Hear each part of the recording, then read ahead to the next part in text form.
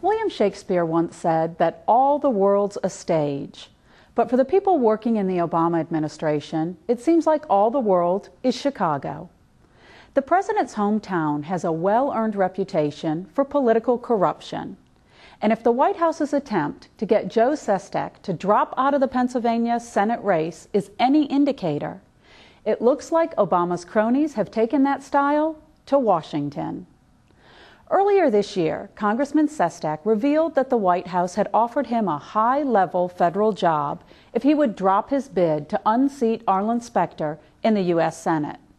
At the time, Sestak was trying to portray himself as a principled outsider running against Washington corruption.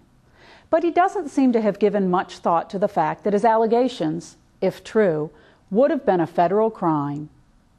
Last week, the White House acknowledged that it had used former President Clinton to offer Sestak a job. But in their next breath, the president's spokespeople said that nothing criminal had happened. Their message was basically, move along, nothing to see here. Not so fast, Mr. President. It's going to take more than the White House investigating itself to convince the American people that this deal was above board. Before they're let off the hook, there are some key questions that those involved should have to answer.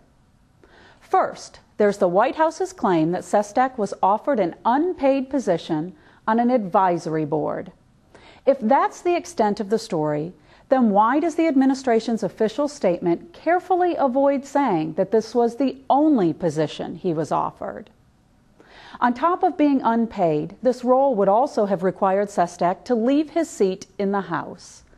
Did the White House really think they could get a member of Congress to give up his political ambitions for a job that was basically a prestigious internship? And was that really the only position he was offered?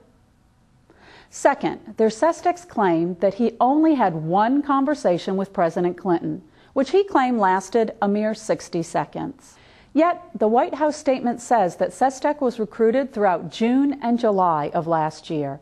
Even by the standards of Washington math, 2 months is an awfully long time for 60 seconds to last. Finally, there's Sestak's original statement that he was offered a senior position in the government. An advisory board doesn't meet that standard. So is Congressman Sestak lying now, or was he grossly exaggerating then?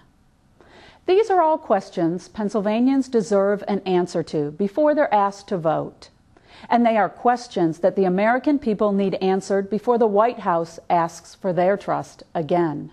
We face more than a deficit of dollars right now. We face a deficit of trust.